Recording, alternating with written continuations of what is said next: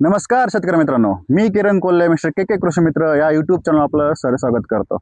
शेतकरी मित्रांनो, तुमच्या पण अद्रक उगवून असं ही साईज झाली का? 30-40 दिवस 50 दिवस झाले का?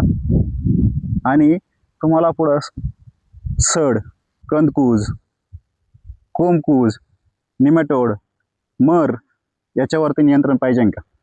तर हा व्हिडिओ तुम्ही शेवटपर्यंत नक्की बघितला पाहिजे। शेतकरी मित्रांनो, सर्वात प्रथम आता डाळिंब शेतकरी आहे ते मला अद्रकमध्ये बघून आश्चर्यचकित झाले असतील का साहेब अद्रकवरती कसं काय व्हिडिओ बनवताय?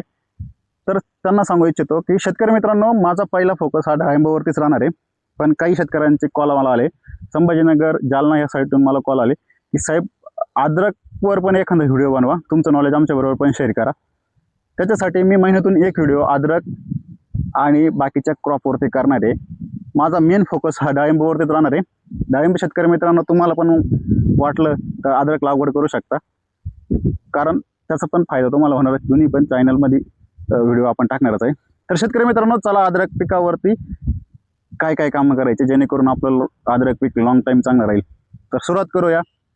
शेतकरी मित्रांनो, मी आता ज्या प्लॉटमध्ये बसलोय तो खोडव्याचा प्लॉट आहे। आता मी सांगणार माहिती तुम्हाला ती ह्या साईजचं जे कोंबवरती आलेलं आहे त्या प्लॉटसाठी सांगणार आहे।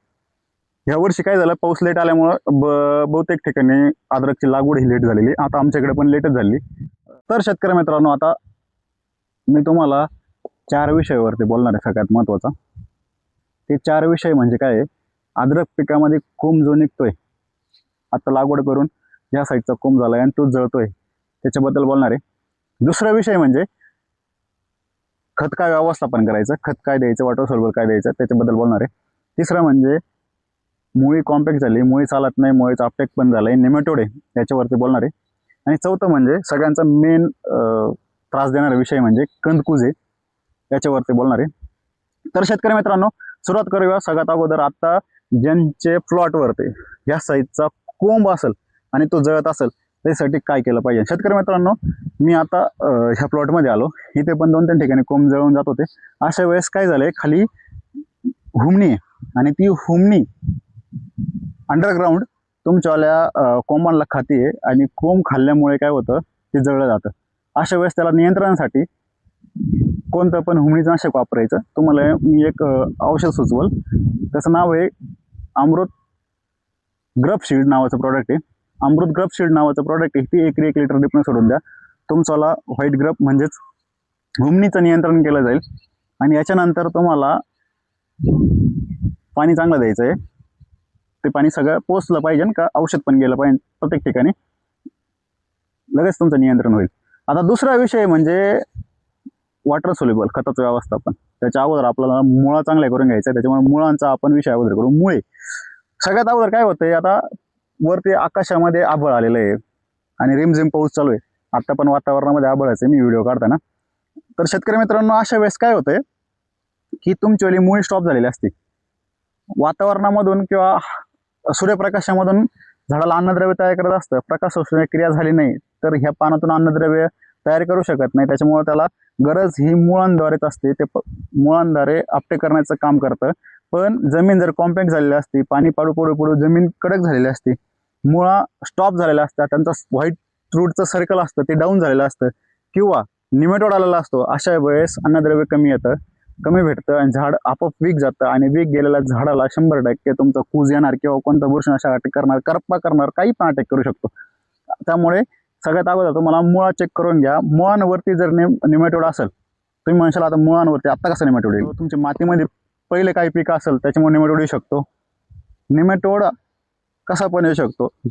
त्यामुळे निमेटोडचं नियंत्रण करून घ्या। अमृत नो नोट्स नावाचा प्रोडक्ट आहे, 1 लिटर रिपनी सोडून घ्या। जमीन कॉम्पॅक्ट असेल तर लक्षात असू द्या, जमीन कॉम्पॅक्ट असेल तर तुमचा कंदकूज हा जादा प्रमाणात येऊ शकतो, कारण जमीन जर कडक असली तर कंद वाढायला जागा भेटणार नाही, तिथं कंदकूज चांगला येऊ शकतो।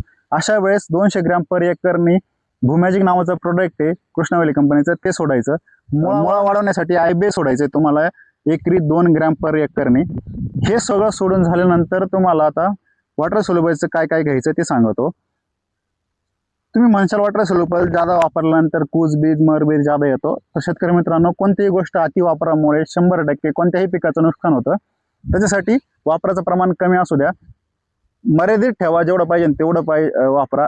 जर वॉटर सोल्युबल सोडलं नाही, त्याला मुख्य अन्नद्रव्य जर भेटलं नाही, मायक्रोटन सोडलं नाही, त्याला मायक्रोटन भेटलं नाही, सूक्ष्म अन्नद्रव्य भेटले नाही, तर झाड सशक्त होणार नाही, झाड खराब होऊन जाईल आणि मर रोग लवकर येतो. त्याच्यासाठी तुम्हाला हे मुख्य अन्नद्रव्य किंवा मायक्रोटन गेलंच पाहिजे. सगळ्यात अगोदर फॉस्फरस बरोबर मायक्रोटन घेऊ नका, फॉस्फरस वेगळा सोडा, मायक्रोटन सेपरेट सोडा. तर काय करायचं, ड्रिपनी सोडताना 12-61 हे एकदा सोडा, आलटून पलटून 60-20 घ्या. हे ग्रेड तुमच्यावाले आताच्या स्टेजला सोडा. पुढं नवीन ज्यावेळेस व्हिडिओ तयार करणार आपण त्याच्यामध्ये तुम्हाला पुढच्या ग्रेड सांगणार आहे. आणि शेतकरी मित्रांनो, आता काय होतंय, पाऊस पडला, पाणी जमिनीत साचलं असेल, त्यामुळे कोंब पिवळे पडत असेल, अशा वेळेस त्यांना अमिनो ॲसिड द्या. अमिनो ॲसिड देऊन, अमिनो ॲसिड काय काम करतं, झाडामधून चयापचनाची क्रियाचं काम करतं. चयापचन झाल्यानंतर झाड हिरवगारपणा होईल. तुम्ही म्हणशाल पीजीआर जादा वापरायचं नाही. प्रत्येक वेळेस मी सांगतो जादा वापरायचं नाही, पीजीआर प्रमाणातच वापरायचं, पण ते पण गरजेचं आहे. जसं अमिनो ॲसिड तुम्हाला सांगितलं, चयापचन क्रिया करतं, चयापचन क्रिया केल्यानंतर हिरवगारपणा आणेल, हिरवगारपणा झाल्यानंतर प्रकाश संश्लेषण क्रिया करून अन्नद्रव्य तयार करण्यासाठी खूप मदत होईल अद्रक पिकाला. शेतकरी मित्रांनो, आतापर्यंत तुम्हाला एवढे पॉईंट सांगितले. आत्ता लास्टचा शेवटचा पॉईंट म्हणजे कूज, कंदकूज. हे तुम्हाला पुढे येईल. खोडव्याच्या प्लॉटमध्ये जगास जादा येतो, ह्या प्लॉटमध्ये पण दिसतोय. तशा शेतकऱ्यांनी कूज दिसताच हायड्रोजन पॅरॉक्साईड नावाचं प्रोडक्ट आहे, कंटिन्यू तो सांगितला. हायड्रोजन पॅरॉक्साईड तुम्हाला एकरी 2 लिटर ड्रिपने सोडायचं आहे. त्याचबरोबर ज्या ठिकाणी तुम्हाला स्पॉटेड दिसले, त्या स्पॉटेडला डायरेक्ट हायड्रोजन पॅरॉक्साईडची ड्रिचिंग करा. ड्रिचिंग केल्यानंतर 2-3 दिवसानंतर तुम्हाला रोको, ब्रँड कंपनीचं रोको, म्हणजेच नावाने रोको घ्या शक्यतो, जमलं तर ते तुम्हाला एकरी 1 किलो ड्रिपने सोडून द्यायचं आहे.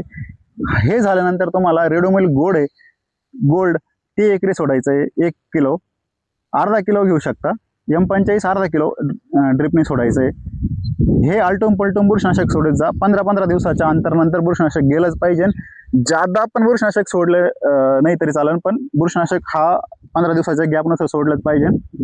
शेतकरी मित्रांनो, जमिनीची काळजी घ्या, निमॅटोडची काळजी घ्या, जमीन भुसभुशीत ठेवा, कॉम्पॅक्ट होऊ देऊ नका.